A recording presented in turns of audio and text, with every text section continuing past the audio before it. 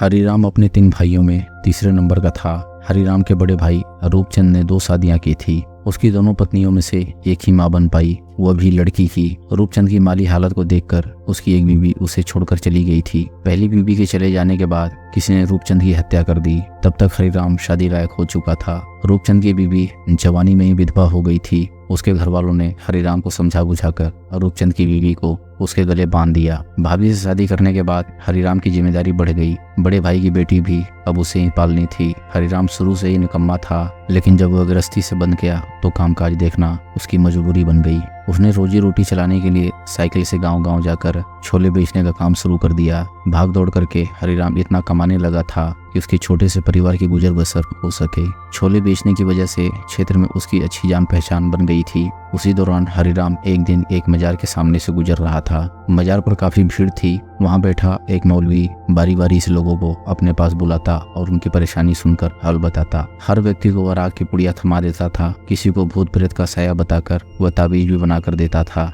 हरिराम ने देखा कि थोड़ी ही देर में मौलवी के सामने रुपयों का ढेर लग गया। हरिराम ने सोचा कि वह सारे दिन भाग दौड़ करके भी रोजी रोटी लायक ही कमा पाता है और यह मौलवी मजार के नाम पर बैठे बिठाए हजारों रुपए कमा रहा है। मौलवी की कमाई देखकर उसका मन बदलने लगा। उसने सोचा कि जब मौलवी बैठे बिठाए इतने रुपए कमा सकता है तो वह क्यों नहीं कमा सकता। इसके पहले हरिराम भी अपनी परेशानी लेकर कई बाबाओं से मिल चुका था, लेकिन अपनी समस्या के हल की जगह उसे पैसा ही गंवाना पड़ा था। उसी दिन हरिराम ने ठान लिया कि वह भी यही काम करेगा। फिर एक दिन हरिराम बिना कुछ बताए घर और गांव से गायब हो गया। घर वालों ने उसे ढूंढने की काफी कोशिश की, लेकिन उसका कहीं पता नहीं चल सका। उधर हरिराम घर से निकलकर हरिद्वार पहुंच गया था। वहां वह किसी ऐसे बाबा की खोज में लग गया जिसकी दुकानदारी ठीक से चलती हो, साथ ही वह तंत्र मंत्र भी जानता हो। इसी खोज में उसकी मुलाकात एक बाबा से हुई। उस बाबा के पास काफी लोगों का आना जाना था। हरिराम ने बाबा को अपनी परेशानी बताकर उसकी सेवा करनी शुरू कर दी। महीनों बाद जब वह अपने घर लौटा तो उसके चेहरे पर लंबी दाढ़ी थी और वेशभूषा भी तांत्रिकों जैसी थी। उसके घर वालों और गांव के लोगों ने उसके गायब होने की बात जाननी चाहिए तो उसने बताया कि वह हरिद्वार में एक पहुंचे हुए तांत्रिक की शागिर्दी कर रहा था। वहीं रहकर उसने तंत्र मंत्र साधना और तंत्र विद्या सीखी। उस वक्त हरिराम ने गांव में प्रचारित किया कि वह अपनी सिद्धि से किसी की भी बड़ी से बड़ी समस्या को पल भर में हल कर सकता है।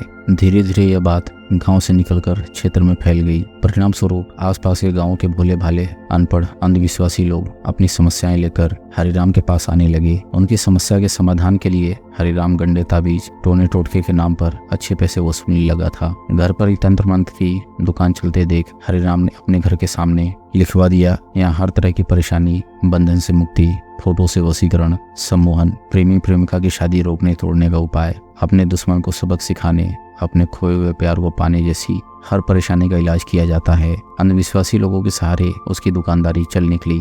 धीरे धीरे कई औरतें भी उसके पास अपने पतियों की समस्या को लेकर आने लगी थी, जिनकी बातें सुनकर वो समझ जाता था कि उनके मर्द उनके तन की पीड़ा समझने में असमर्थ हैं। वह ऐसी महिलाओं के पतियों का इलाज करने के बहाने उनके घर पहुंच जाता था। उनके घर तंत्र मंत्र का ढोंग करके वह ऐसी महिलाओं के साथ काम पिपासा शांत करने के बाद वहां से निकल लेता था। उन महिलाओं में अधिकांश ऐसी होती थीं जो मन में हृदय की वजह से उनके साथ क्या हुआ को भूलकर अपना मुंह बंद करने में ही भलाई समझती थी। हरिराम का काम अच्छे से चल निकला। पैसे कमाने के साथ साथ वह मौज मस्ती भी करने लगा था, लेकिन लोक लाज की वजह से किसी भी महिला ने उसके खिलाफ अपना मुंह नहीं खोला था। हालांकि हरिराम इस वक्त लगभग 45 से 50 साल की उम्र से गुजर रहा था, फिर भी वह इतना भोग विलासी था कि जो महिला उसकी नजरों में चढ़ जाती थी वह उसके साथ अपनी काम वासना शांत करके ही दम लेता था। उम्र के इस पड़ाव तक आते आते हर इंसान की काम वासना शांत हो जाती है। हरिराम ने जो धंधा कर रखा था उसे वह किसी की सूरत में छोड़ना नहीं चाहता था। उम्र के हिसाब से उसे सेक्स की कुछ कमजोरी महसूस हुई तो उसने मेडिकल स्टोर पर जाकर उसका भी हल निकाल लिया। इसके बाद हरिराम मेडिकल स्टोर से गोलियां लेकर अपना काम चलाने लगा।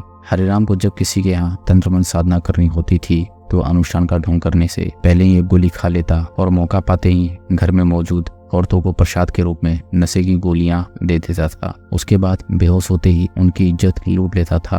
तांत्रिक हरिराम के गिरफ्तार होने की सूचना पर उसके घर वाले कोतवाली जा पहुंचे। वे लोग हरिराम को निर्दोष बताकर उसे रिहा कराने की मांग करते हुए हंगामा करने लगे। उनका कहना था कि हरिराम के जेल चले जाने से उसका परिवार सड़क पर आ जाएगा। अगर आपको कहानी पसंद आ रही हो तो वीडियो को लाइक करें और चैनल को सब्सक्राइब करें। हम ऐसी मजेदार कहानियां आपके लिए लाते रहेंगे।